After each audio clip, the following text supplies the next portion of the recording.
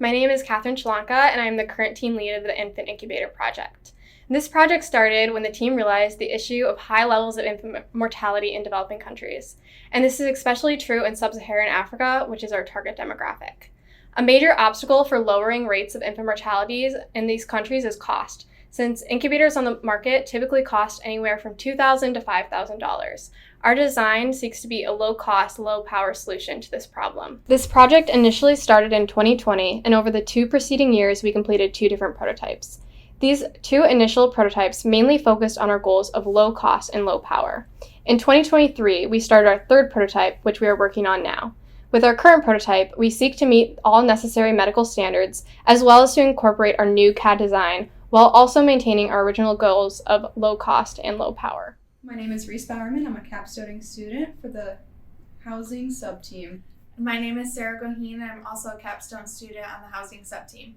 The goal of our sub-team was to develop a lightweight design featuring a smooth sliding door mechanism, simple assembly, and seamless integration with other sub-teams. Okay. The components of the spring 2024 housing prototype would highlight a 3D printed frame. The pros of this was it was lightweight, cost efficient, and we had a lot of freedom with our design choices.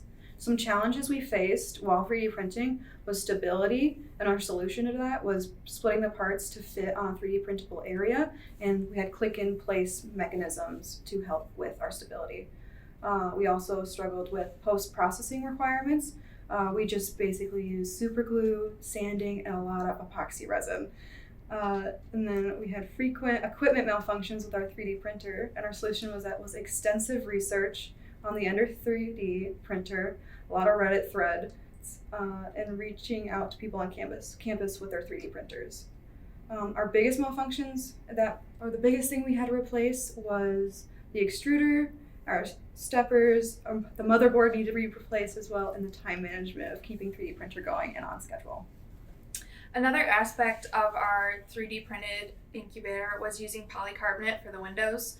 Polycarbonate is used to make prescription glasses, light fixtures, CDs, etc. So it has a lot of scratch resistance, it's very available, UV protection, insulation, longevity, and is also lightweight.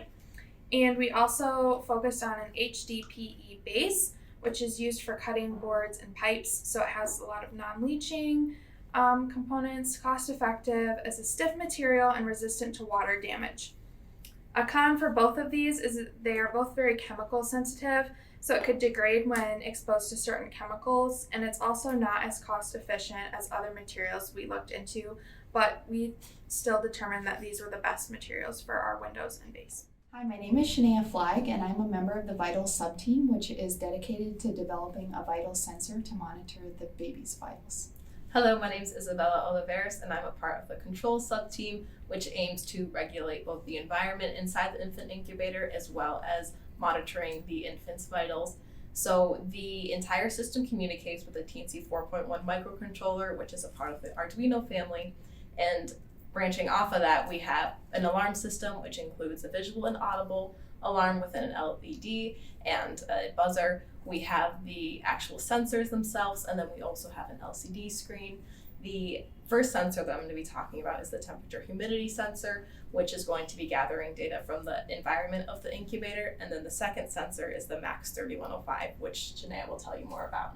Yeah, so our current design uses the MAX 3105 sensor, which measures the baby's temperature and heart rate using both red and infrared light. The sensor is sitting in a waterproofed 3D printed case that reads the vitals through a silicone sheet shown here. Once the sensor measures and records the data, it is sent over to controls to be displayed on the user interface, as Isabella will discuss. The team has implemented some significant enhancements since the last prototype.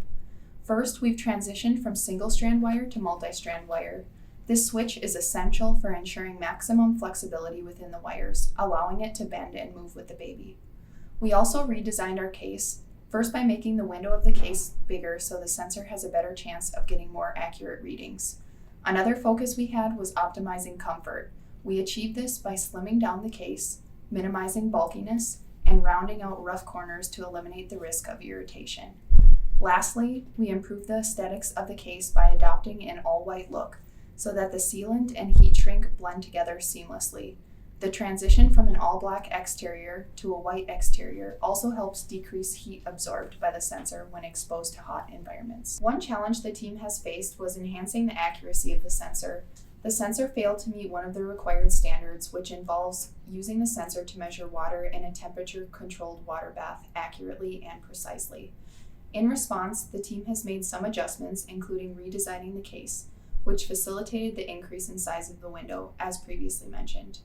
We also have altered our code to help improve the rate of measurement exhibited by the sensor. Both adjustments have improved our sensor readings, but the team is still working to further improve its accuracy. A major change that the controls team implemented this semester was a new screen. Previously, the system had a paperwhite screen that flashed excessively when new information was uploaded. This was both slow and could be confusing for the healthcare providers.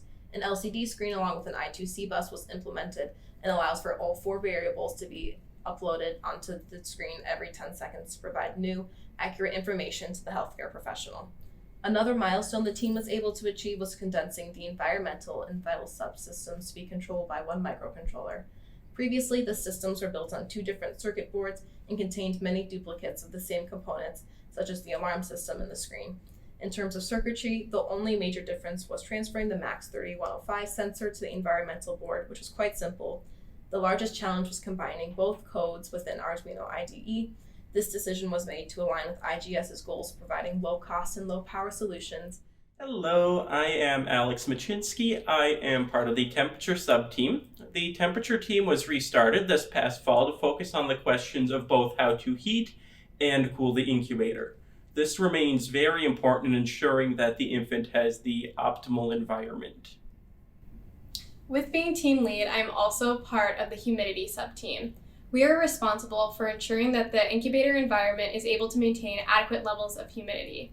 This is important to reduce skin water loss and also help with maintenance of the infant's body temperature. Our humidity system started with a pre-made humidifier that we bought on the market.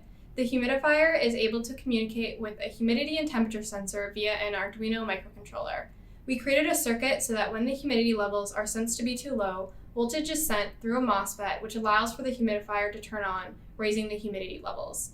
Conversely, when the humidity levels are sensed to be too high, the humidifier will turn off through the same process. These humidity bounds can be preset by the user in order to create an optimal environment for each infant. To connect the humidifier to the incubator, we created an attachment that consists of a CAD piece that sits on top of the humidifier as well as PVC tubing. The CAD piece allows for the circular tubing to connect with the rectangular spout of the humidifier, and the PVC tubing is secured to the incubator with a grommet so that no leakage of water will occur. When focusing on the heater, our goal was to create a controllable heater that would allow the incubator to get up to the required temperature relatively quickly and then maintain that temperature. We made 2 attempts at building our own heater this year. Both attempts failed as each model drew too much current. The first design featured 2 PTC thermistors sandwiched between aluminum. The second was running current through a nichrome coil to create heat. Both of these models drew too much current before reaching the minimum required temperature, so we decided to buy a pre-built heater similar to the heaters in our previous prototypes. This was able to be controlled by a MOSFET switch based on readings from the temperature and humidity sensor. We also focused on building a fan system this year. The fans serve 2 purposes. First, they will help to cool the incubator, and then they will also help with generating airflow. We chose to use 2 fans in opposite corners of the incubator because that gave us maximum airflow.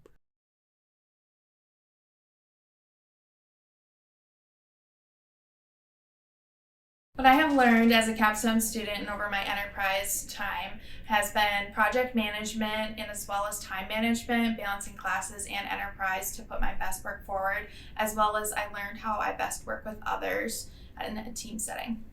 And what I've learned as a capstone student is like how to troubleshoot problems and collaborating with other sub-teams on what they need out of the housing design.